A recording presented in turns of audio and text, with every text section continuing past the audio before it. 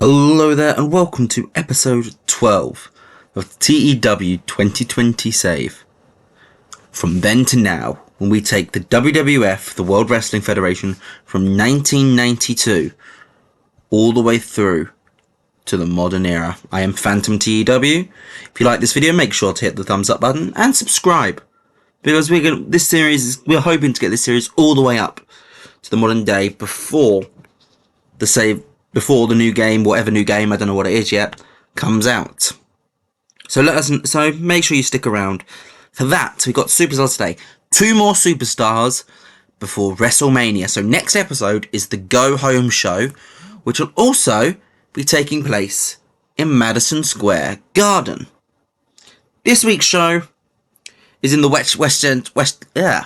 Westchester County Centre, White Plains, New York. I don't even know if this building was still around, because the only thing in its comments is talking about 2018. So I don't even know if this building existed in 1992. Someone who's American and lives in New York, let me know, will you? Is this a real venue from that time? Let's find out though how well we can do in this building. And our show kicks off with the Nasty Boys versus the Smoking Guns. Whilst, we pushed the Smoking Guns a bit at the beginning. At this point, we do still have other tag teams which we need to be pushing first before Mania. And that is the Nasty Boys. And Brian Knobbs pins Billy Gunn with a trip to Nastyville. Gets a 54 rating. 61 and 56 for the Nasty Boys. Mid-30s for the Guns, which is improvement, because I think it was Bart was getting 31 last week against the Miracle Violence Collection. Maybe the Nasty Boys are just I can't even say that with a straight face. 54 rating though, good opening match, and it leads into a segment which is announced as the match for next week. As next week it will be the Natural Disasters versus the Nasty Boys. The winner will face the winners of tonight's main event at WrestleMania. So it's going to be a big little matchup. So it's going to be either of Natural Disasters and the Nasty Boys versus either the Hart Foundation or the Miracle Violence Connection.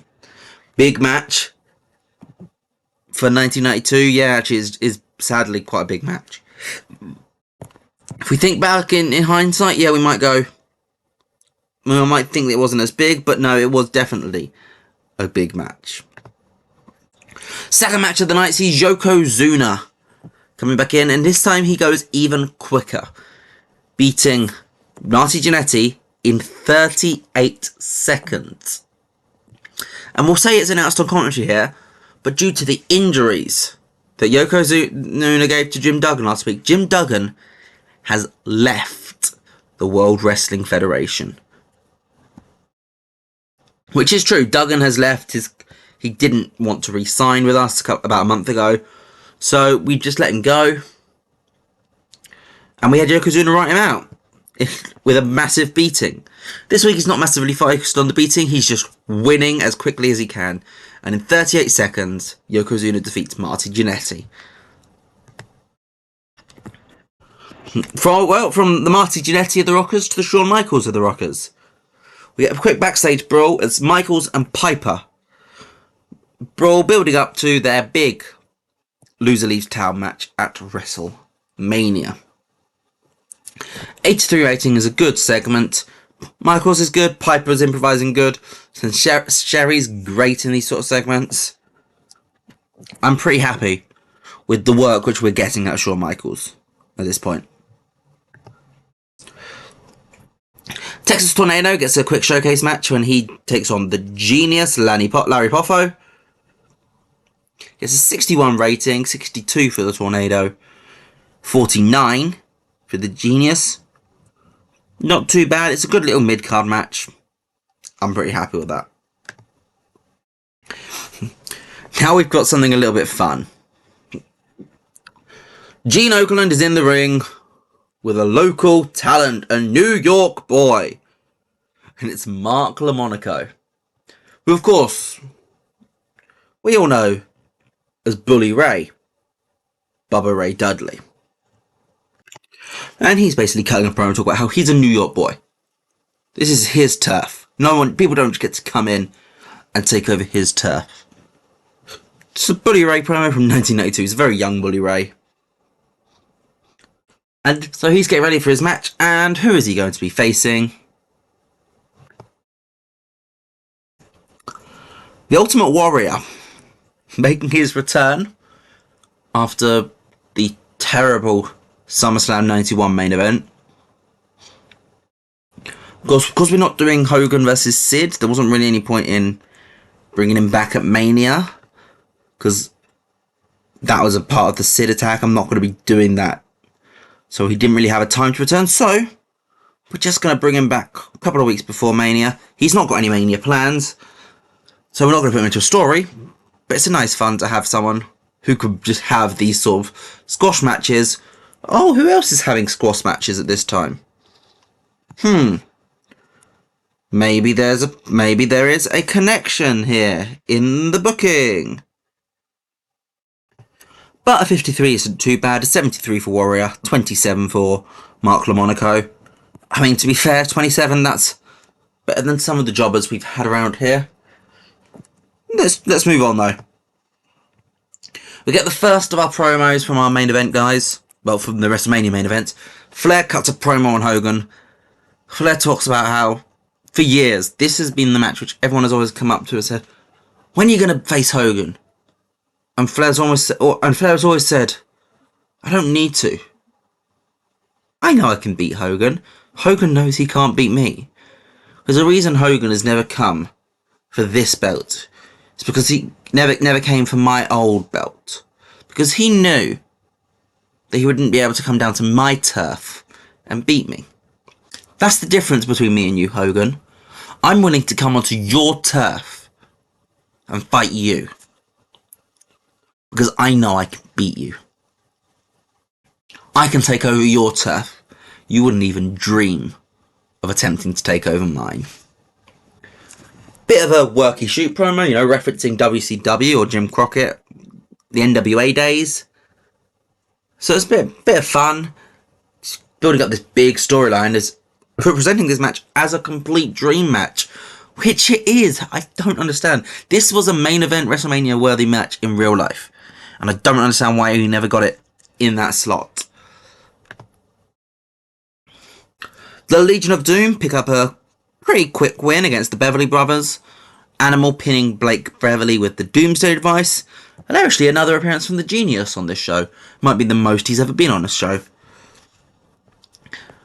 It's a 60s for the Road Warriors, 40s for the Beverlys. It's what we expect from these four at this point. Legion of Doom, I'm probably going to be looking at the main event, seeing how that implements them, because, let's be honest, Legion of Doom versus either of those two teams in the main event, or even either of those teams in the number one contenders match. That's a pretty good summer feud. I think after Mania, we're probably looking towards Legion of Doom versus the champions, either for SummerSlam or King of the Ring, because we are bringing King of the Ring back in 92, not 93. We're doing it a year earlier than real life. King of the Ring will be a summer pay-per-view this year. 42 rating though, not too bad. And we get Hogan's return promo. And it's using Flair's promo as examples. Hogan's like, well, let me tell you something, brother. Rick, you want to talk about how you were the top dog in your old yard. Well, your yard has just got a hell of a lot bigger. And it's my yard now. You came to my yard. Well, you're no longer a big fish in a tiny garden pond. You're a sardine in the ocean. You don't get to come. You talk to my yard, my territory, and claim that you run it. This is Hulkamania. WrestleMania was from Hulkamania. There isn't a yard here without me. And if you want to claim otherwise, Let me tell you something. At WrestleMania, Ric Flair loses to Hulk Hogan because I never needed to come to your yard. Because I never needed to prove anything. You're the one who's come here because you've got something to prove. And you will fail. So 100 rated segment, despite penalties from the road agent, which just shows just how good Hogan is on the mic. Semi-main event, Undertaker defeats Sid Justice, gets a tombstone. I'm sure Sid shits himself. We all had to make the joke when I booked this match. Good old Taker, but a 75 rating, good little segment. 77 for Taker, 60 for Sid Justice. You know what? I'm feeling more and more justified in my decision to push Sid down the card than looking at those ratings. And Savage attacks The Undertaker. You could say it's a Savage beatdown. But 100 rating is a pretty good segment. Miss Elizabeth, let's say, is trying to hold Randy Savage back.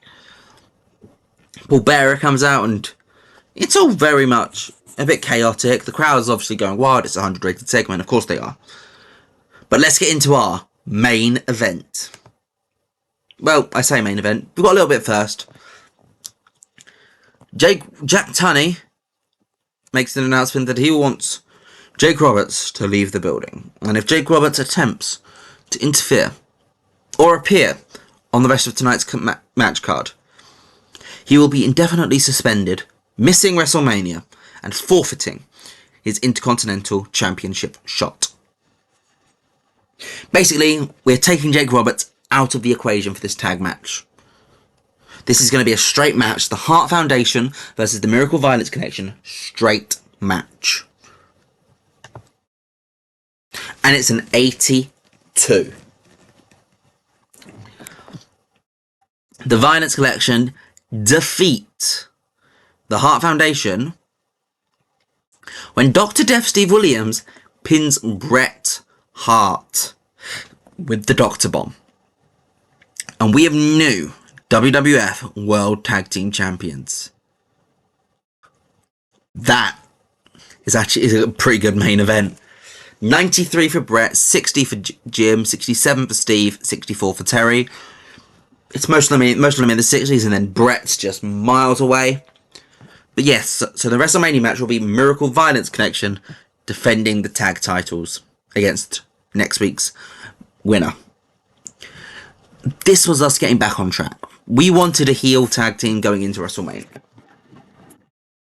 It was supposed to be Money Inc., but obviously the injury to Ted DiBiase scuppered those plans, and if it had just been an injury which didn't require Ted to change the match on the fly, we probably would have jumped straight to Miracle Violence Connection, winning this on their debut, making a big deal out of it. But because it automatically switched to the Hart Foundation, I decided to build the match a little bit so we could use it as a main event. And we did. And that's a pretty good score. What do we get overall, though? Overall, it's an 85 rating, so even better than last week's show. Well, you know what they say? Miracle Violence Connection versus the Hart Foundation is clearly a better main event than Hulk Hogan versus The Undertaker. 5,000, it was a bigger sellout, better rating. Maybe we should have done these the other way around and had Hogan versus Taker in a bigger arena, but think of the scarcity of those tickets. They'd gone for more, surely. But let me know what you guys thought, because that's obviously what's more important. I want to know what you guys think of these stories we're telling. I'm never really that fussed about what the game thinks. Because I'm telling these stories to get good ratings, obviously, but I want to tell the stories for you. So let me know in the comments down below, and I'll see you guys next time. Goodbye.